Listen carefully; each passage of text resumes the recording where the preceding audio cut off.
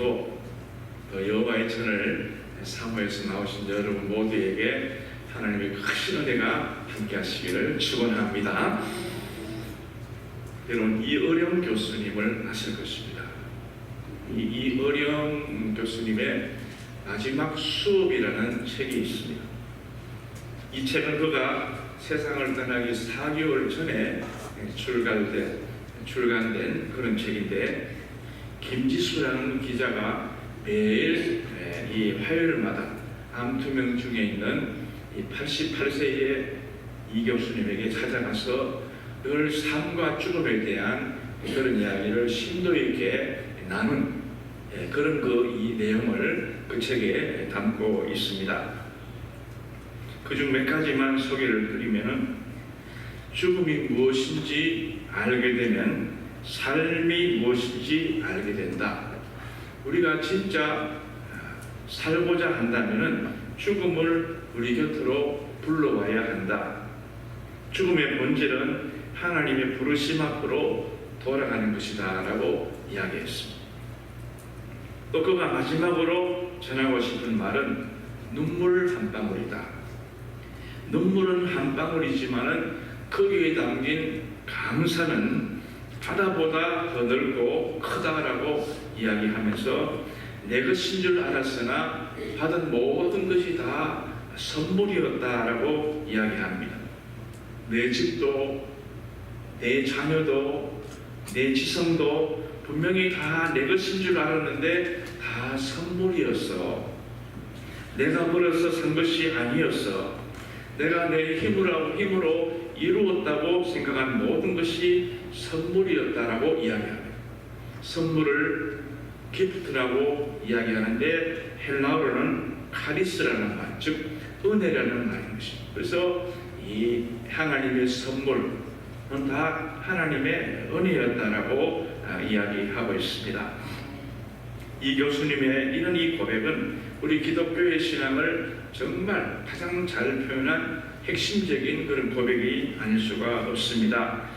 우리 인생이라고 하는 것은 한번 태어나면 누구나 죽는 것이기 때문에 죽음 자체가 특별한 사건은 아닙니다.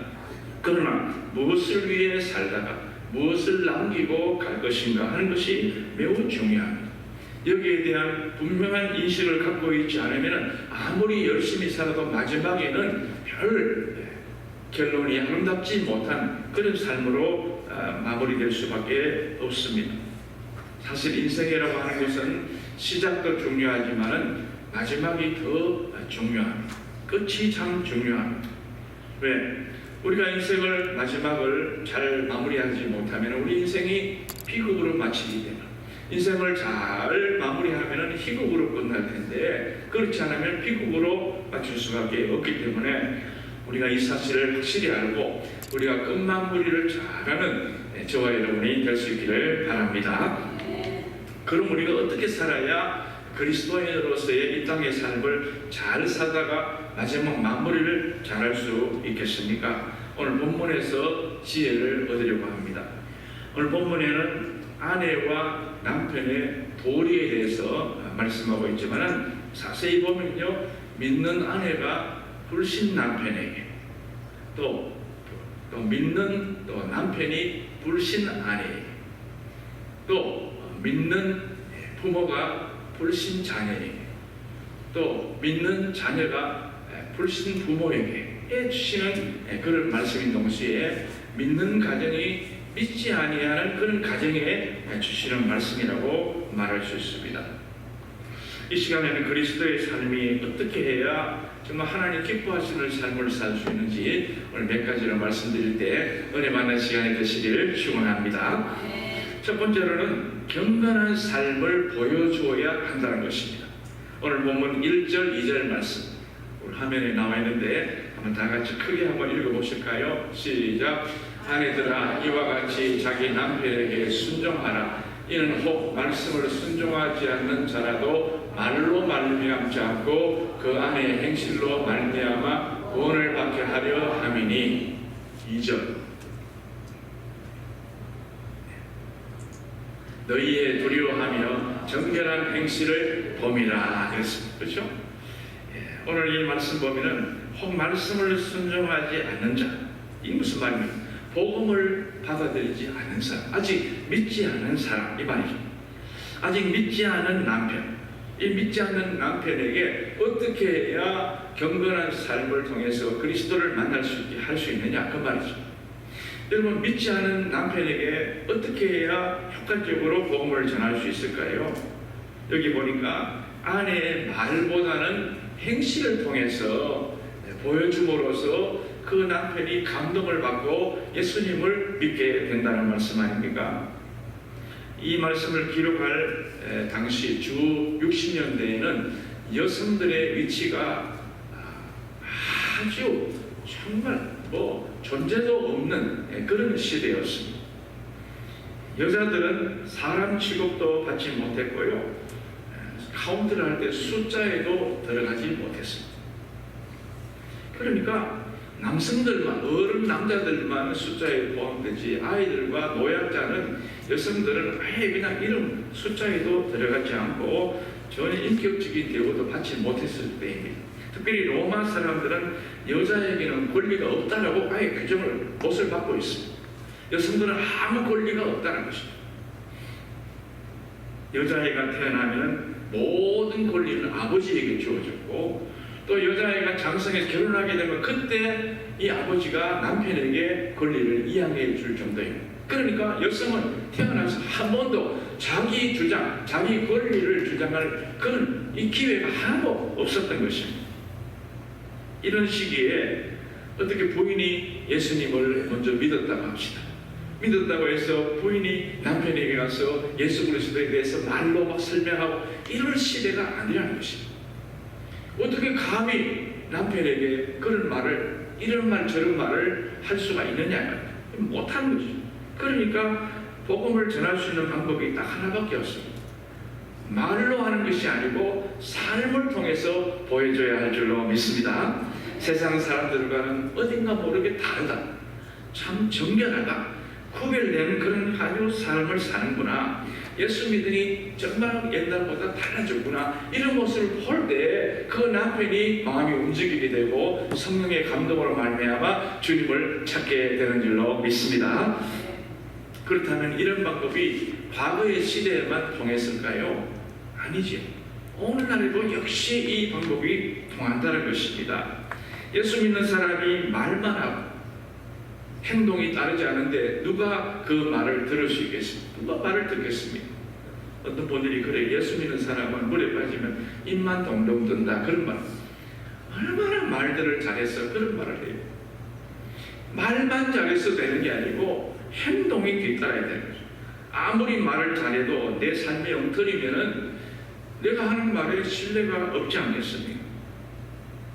그래서 불신 남편이나 믿지 않는 남편들 2절의 말씀 보니까 너희의 두려워하며 정결한 행실을 본다 그랬어요.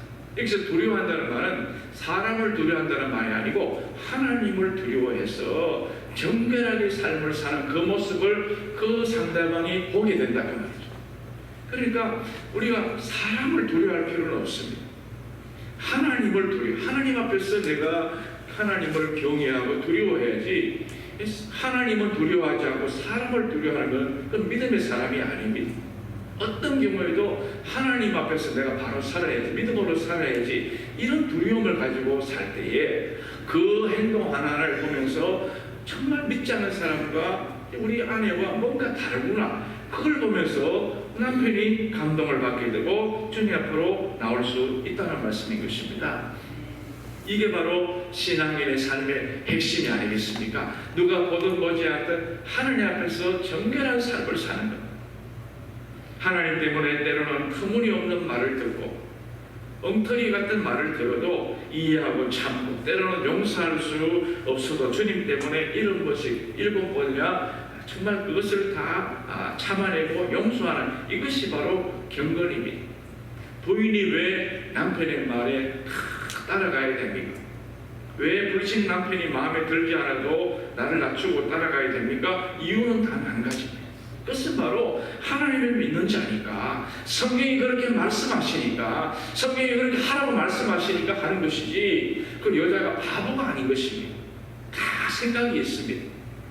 그러나 하나님 말씀대로 실천하고 살다 보면은 그 강팍했던 그 남편도 돌아올 수 있기 때문에 그렇게 하는 것입니다. 그렇게 하는 그 예가 오늘 본문 6절에 나와 있습니다. 아브라함의 아내 사라의 경우입니다.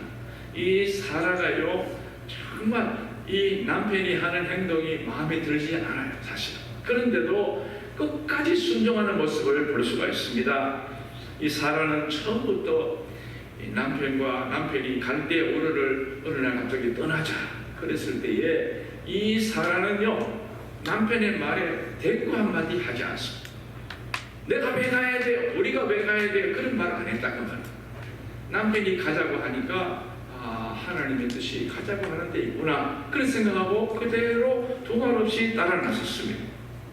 또 남편 따라서 가나안 땅에 왔더니 이거는 뭐 얼마 안 되니까 흉년이 들어서 배가 고파서 죽을 지경입니다. 왜 나를 이렇게 끌고 와서 사람 이렇게 못 살게 구느냐, 왜 이렇게 사람 피곤하게 하느냐, 죽게 하느냐, 이 말도 한마디 안 했어요. 성경에 여러분 그 말씀이 있으면 가져와 보세요.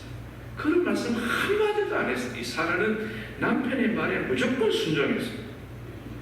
기근을 피해서 애굽으로 내려갔는데 거기에 그 왕이 이 사라가 인물이 한 인물 하니까 이 사라를 보고 아주 자기 아내로 삼고 싶은 마음이 들었던 거예요.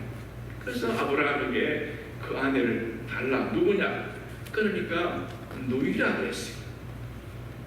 아내를 보고 누이라 그랬어요. 왜? 아내랑 말했다가는 죽임을 당할 것 같으니까 누이라. 이 말을 들었을 때 여러분 부인의 심정이 어떻겠어요? 저런 비겁한 XX가 어딨냐? 저런 엉터리 같은 남편이 어디 있느냐? 목숨을 내놓고라도 내 와이프다고 말을 해야 되는데 그 말 못하는 그 남편을 볼 때 얼마나 답답하게, 얼마나 속이 서운했겠어요. 그런데도요, 이 부인은 한마디도 남편에게 원망하지 않았습니다. 그렇다고 뭐 아브라함이 똑똑해서, 아브라함이 잘나서, 아브라함이 뭐 굉장해서 순종했습니까? 그게 아닙니다. 이유가 뭐냐? 하나님께서 남편에게 순종하라고 말씀했기 때문에 그 말씀대로 순종을 하고 있는 것입니다. 그리고 하나님 말씀대로 그렇게 바보처럼 순종하면은 그러면 그 끝이 어떻게 돼? 결과가 어떻게 됩니까? 하나님께서 사라가 그렇게 순종했을 때 하나님이 역사하셔서 사라의 손을 들어주시고 또 태의 문도 열어주셔가지고 그가 90세에 그 이삭을 낳지 않습니까? 그의 가정이 아브라함의 가정 믿음의 이 가문이 정말 대대로 내려갈수록 얼마나 하나님 영광 돌리는 그런 가문이 되었습니까? 이 아내가 잘 참고 기다리지 않았고 그냥 그랬으면은 어떻게 이런 일이 있었겠습니까? 어떤 경우에도 나를 낮추고 정말 남편을 세워주고 그렇게 함으로 하나님께서 그 가정에 합력하여 정말 선을 이루어 주신 줄로 믿습니다. 우리들도 마찬가지입니다. 어려운 상황 속에서 정말 힘들지만 하나님 말씀에 순종해 보십시오. 하나님 말씀이 이렇게 하라고 했으니까 하나님 말씀을 말씀대로 순종하고. 그래서 신앙생활을 잘하는 사람은요, 고스톱을 잘한다 그래요. 고스톱. 하나님이 가라 하시면 가고 서라 하면 서. 이걸 잘해요. 그래서 하나님 말씀에 이거는 해야 된다 그러면 무슨 일도 해야 돼요. 하지 말라 그러면 하고 싶어도 딱 절제하고.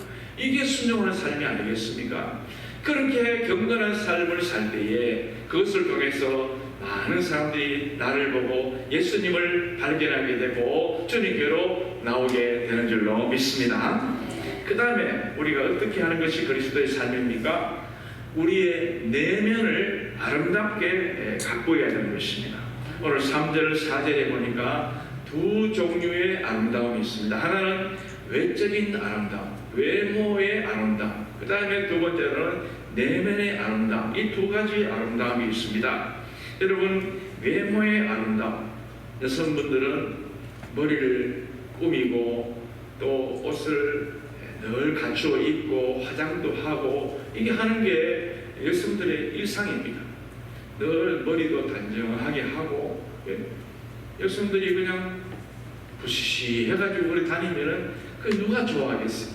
항상 여성답게 깨끗하게 늘 신부처럼 그렇게 단정하는 것입니다. 금도 차야 돼. 여기 보니까 금도 차고 아름다운 옷도 있고, 그래야 돼. 사람이, 여성들이 나이가 들면은 젊었을 때와는 좀 다르잖아요. 40대만 되면 벌써 새치머리가 막 나와요. 그러면 그거를 또 염색도 해야 되고, 50대가 되면 염색은 물론이고, 그 다음에는 보대도 해야 되고, 마사지도 해야 되고, 머리 영양도 줘야 돼. 다 이걸 안 하면은 그런 아름다움이 나타날 수가 없어요. 목걸이나 또 반지나 귀걸이나 팔찌나, 어떤 분은 발찌까지 끼는데 이것도 다 좋아요. 그 왜? 아름답게 꾸미는 거는 너무너무 아주 좋은 일이니까 그렇게 꾸며야 돼. 그런데 문제가 뭐냐? 너무 외모에만 지나치게 꾸미는데 신경 쓰지 말라 그 말이죠. 외모를 꾸미는 것도 오케이, 외모 꾸미는 것도 좋아요. 단정하게 해야 돼. 그래서 단정해라, 성경에 보면 단정하게 해라, 그런 말씀 많아요. 너희의 딸은 궁전의 식양대로 아름답게 다듬은 모퉁이 돌과 같으며, 이런 말씀이 나와요. 딸들은 항상 아름답게 이렇게 자기를 단장하는 것을 부모도 가르쳐야 되고 자기도 할 줄 알아야 돼요. 외모의 아름다움이 중요합니다. 하지 말라는 것이 아닙니다. 그러나 외모의 아름다움에만 치중하지 말라는 거예요. 내면의 아름다움이 더 중요하기 때문에 속사람을 가꾸는데 열심을 다해야 합니다. 속사람을 가꾸는데 등한시하지 말라라고 성경은 말씀합니다. 왜? 이것이야말로 썩지 아니할 아름다움이요 하나님 보실 때 참으로 값진 것이기 때문입니다. 우리 그 사람은 70이고 강건하면 80이 되면 점점 육신은 늙고 병들고 쇠약하게 되게 마련입니다. 이게 당연한 것입니다. 그러므로 내가 늙어가는 이유, 왜 육신의 모습만 보고 한탄하지 말고 속상해하지 말기를 바랍니다. 그게 마음 뺏겨서는 안 됩니다. 사람은 세월 따라 주름살 생기는 것도 참 자연스럽고, 피부 탄력도 없어지는 것도 그건 당연한 것입니다. 아무리 잘생긴 배우도 보십시오. 70세가 넘어서 잘생긴 배우 보셨습니까, 여러분? 안 꾸미면요 똑같아요.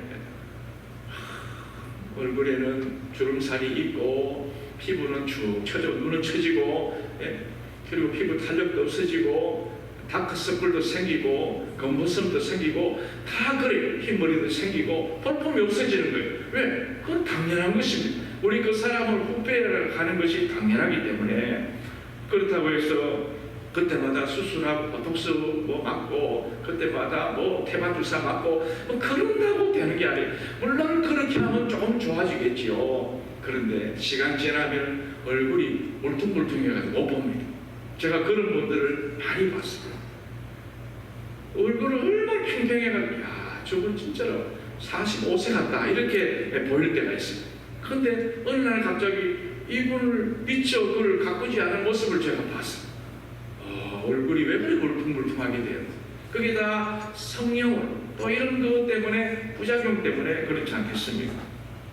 그런 유머가 있잖아요. 어떤 사람이 얼굴에 너무 손을 많이 대다가 공항을 나오는데 입국을 거절당했어요.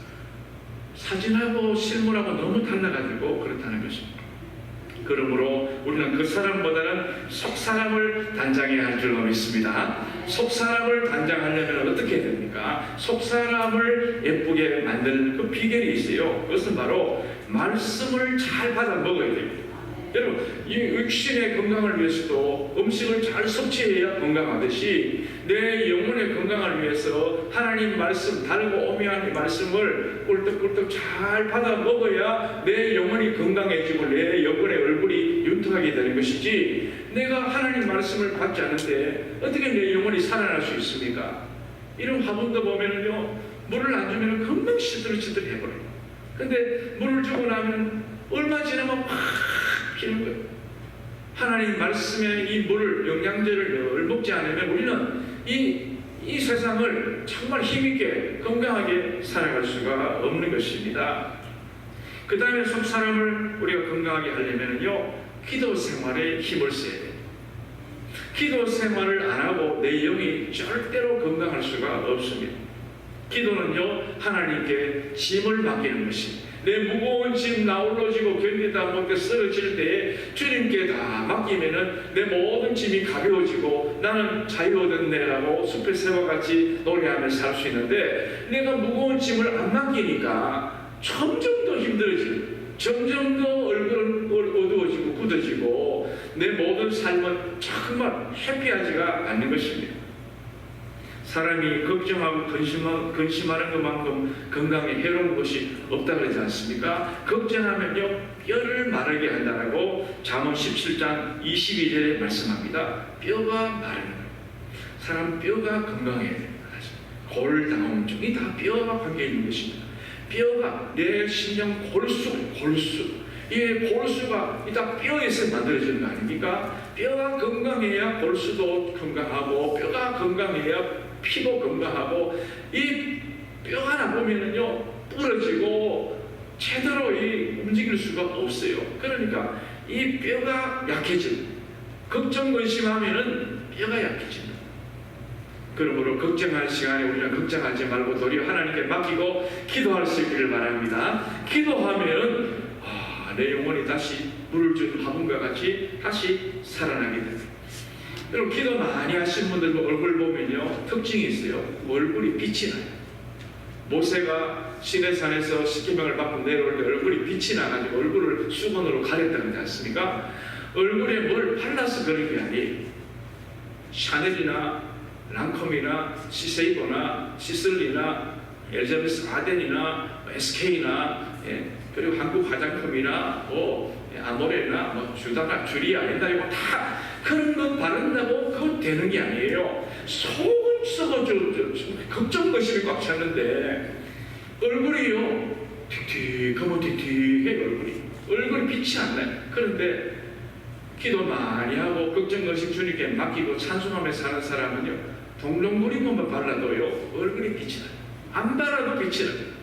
야, 신기한 일이 아닐 수 없습니다. 그래서 우리가 건강하게 살려 어떻게 돼요? 기도하며 살아야 할 줄로 믿습니다. 너무 속상해하지 마십시오. 내가 늙어가는 것 때문에 너무 안타까워하지 마십시오.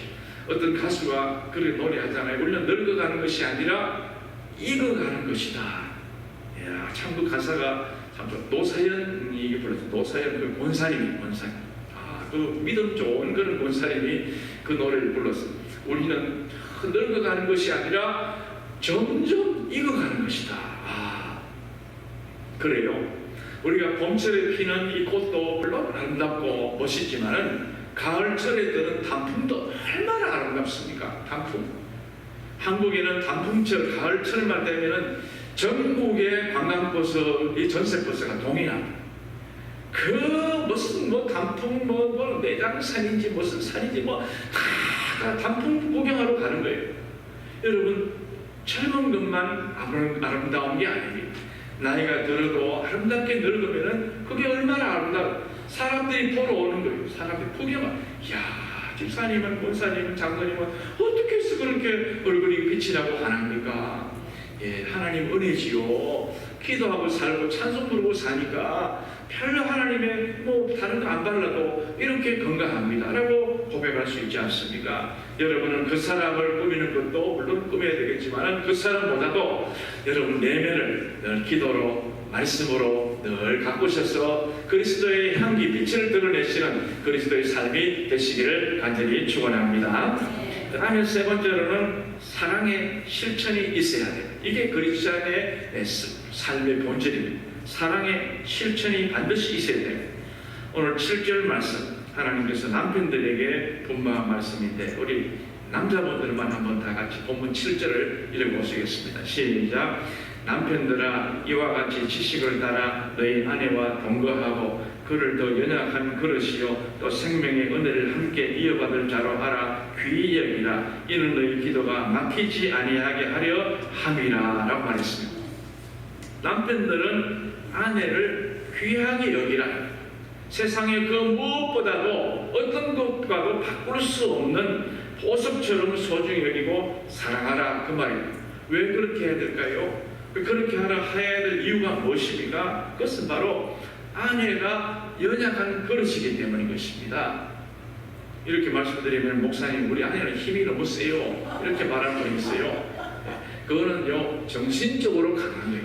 육체적으로는 상대적으로 약합니다. 그렇지 않습니까? 그러니까 남편들은 아내를 항상 아내란 말이요 아내해 집 아내해란 집 아내해 이게 아내 항상 아내를 늘 귀하게 여기고 늘 보호해주고 이래야지 남편이 돼가지고 무거운 거 아내가 다 들고 가고 뒤에 뒷짐지고 가는 거는 그건 아주 그 잘못된 아주 그런 그 남편이 이 남편은 아내를 항상 약하다 내가 보살펴야 되는 그런 그 귀한 존재다 이렇게 생각하고 정말 약한 그릇으로 알고 귀하게 여겨줄 줄 알아요.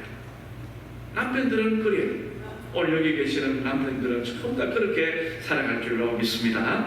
그 다음에 아내는요 남편과 함께 생명의 유업을 함께 받을 자이기 때문에 동반자이기 때문에 귀하게 여겨야 됩니다. 하나님께서 부부로 딱 짝지어주시기 때문에 항상 그 다음부터는 공동체입니다. 공동체. 남편만 잘해도 되는 게 아니에요. 아내와 함께 모든 축복을 이어받을 그런 부부이기 때문에 우리가 항상 사랑해요. 왜? 얼마나 귀해요. 또 사랑해야 될 이유가 뭐냐? 기도가 막히지 않기 위해서 사랑해야 돼요. 아내와 다투고 싸우고 그러면 기도가 나옵니까? 그 기도가 주님께 상달되겠어요? 그걸 먼저 풀고 그걸 해결 안 하면 주님이 들으시겠어요? 그러니까 기도가 막히지 않기 위해서라도 아내와 화목하게 잘 지낼 것을 말씀하고 있습니다.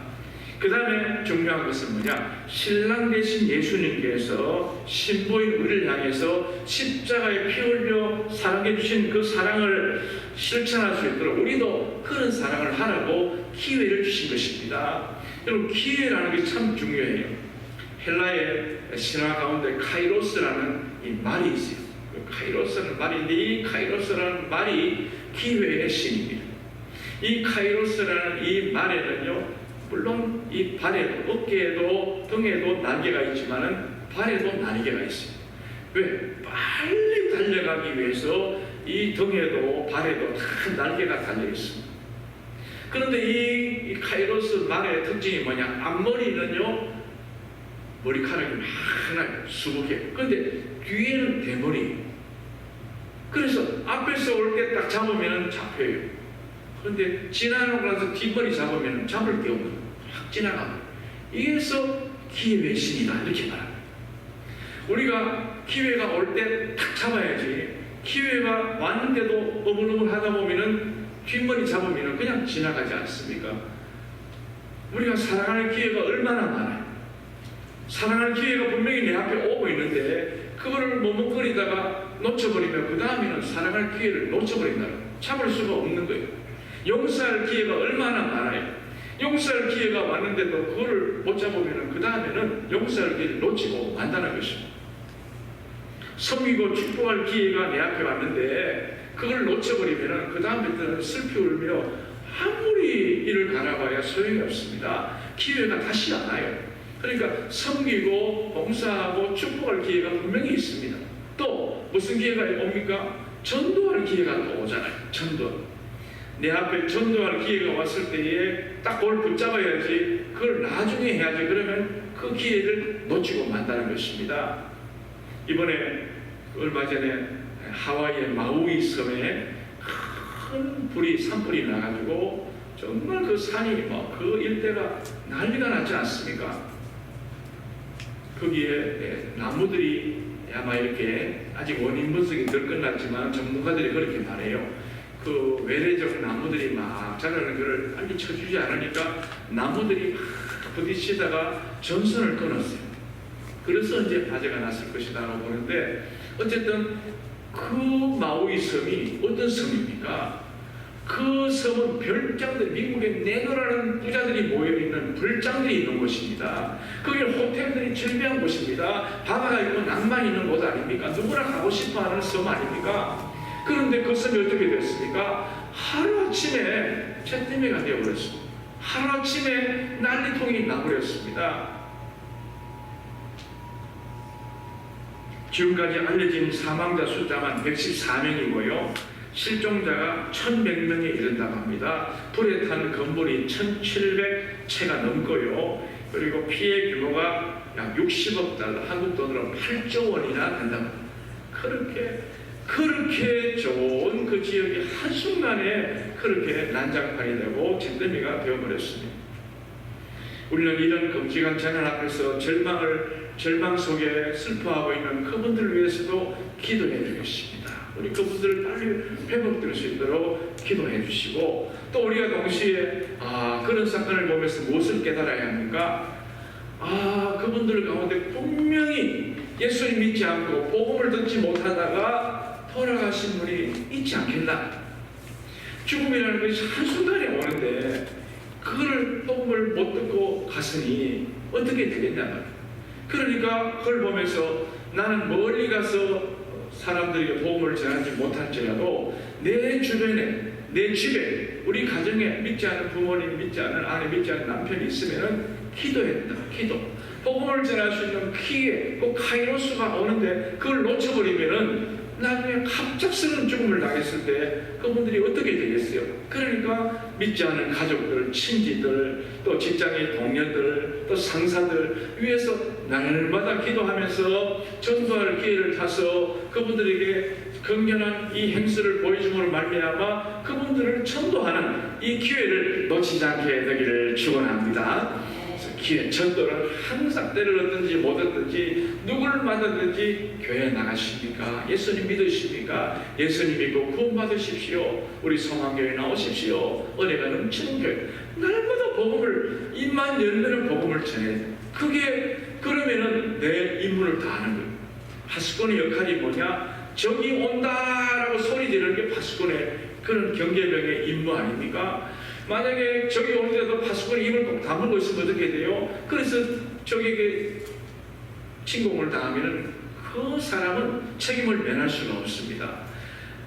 악한 시대가 점점 오고 죽음이 점점 다가오는데도 불구하고 파수꾼이 된 우리가 입을 꼭 다물고 있으면 그 책임을 나중에 주님께서 우리에게 물으실 것입니다. 너는 왜 그때 누구에게 복음을 전하지 않고 너 식구 너는 왜 그걸 가만히 뒀느냐?